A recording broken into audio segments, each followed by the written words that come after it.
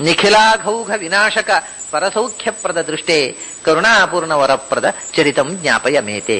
ನಿಖಿಲ ಅಘೌಘ ವಿನಾಶಕ, ಸಮಸ್ತ ಅಘ ಅಂದ್ರೆ ಪಾಪ, ನಾವು ಮಾಡಿರ್ತಕ್ಕ ಸಮಸ್ತ ಪಾಪಗಳ, ಓಘ ಅಂದ್ರೆ ಸಮೂಹ, ಅವುಗಳನ್ನ ನಾಶ ಮಾಡತಕ್ಕವ ಅಂತ. ನಾವು ಮಾಡಿರತಕ್ಕ ಸಮಸ್ತ ಪಾಪಗಳ ಸಮೂಹವನ್ನ ಸಂಹಾರ ಮಾಡತಕ್ಕಂಥ ಶಕ್ತಿ ಭಗವಂತನಿಗೆ ಒಬ್ಬನಿಗೆ ಇರುವುದು.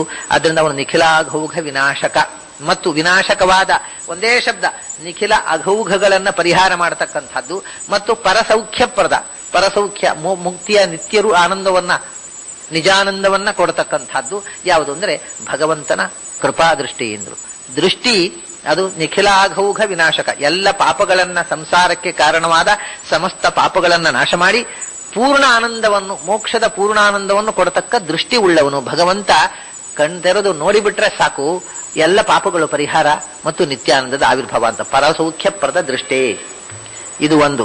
ಇದನ್ನ ಬೇರೆ ಮಾಡಬಹುದು. ಈಗ ದೃಷ್ಟೇ ಅಂತ ಬೇರೆ. ದೃಷ್ಟೇ ಅಂದ್ರೆ ಭಗವತಿ ದೃಷ್ಟೇ ಸತಿ, ಭಗವಂತ ದೃಷ್ಟ ಅಂದ್ರೆ ದರ್ಶನ.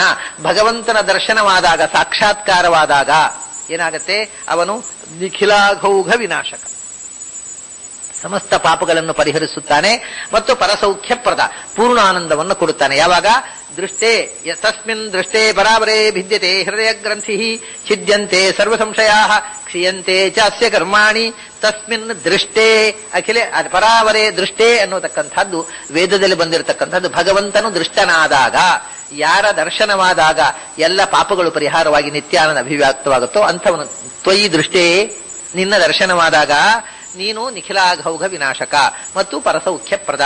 ಈಗ ಮೊದಲು ಕಣ್ಣಿನ ವರ್ಣನೆಯಾಗಿದ್ದಾಗ ನಿಖಿಲಾಘೌಘ ವಿನಾಶಕ ಪರಸೌಖ್ಯಪ್ರದವಾದ ದೃಷ್ಟಿ ಉಳ್ಳವಂತ ಒಂದೇ ಶಬ್ದ ಆಯಿತು. ಈಗ 3 ಶಬ್ದ ಆಯಿತು. ದೃಷ್ಟೇ ಭಗವಂತನ ಸಾಕ್ಷಾತ್ಕಾರವಾದಾಗ ಅವನು ನಿಖಿಲಾಘೌಘ ವಿನಾಶಕ, ಎಲ್ಲ ಪಾಪಗಳನ್ನು ಪರಿಹರಿಸುವವ ಮತ್ತು ಪರಸೌಖ್ಯಪ್ರದ ಪೂರ್ಣಾನಂದವನ್ನು ಕೊಡ್ತಕ್ಕವ.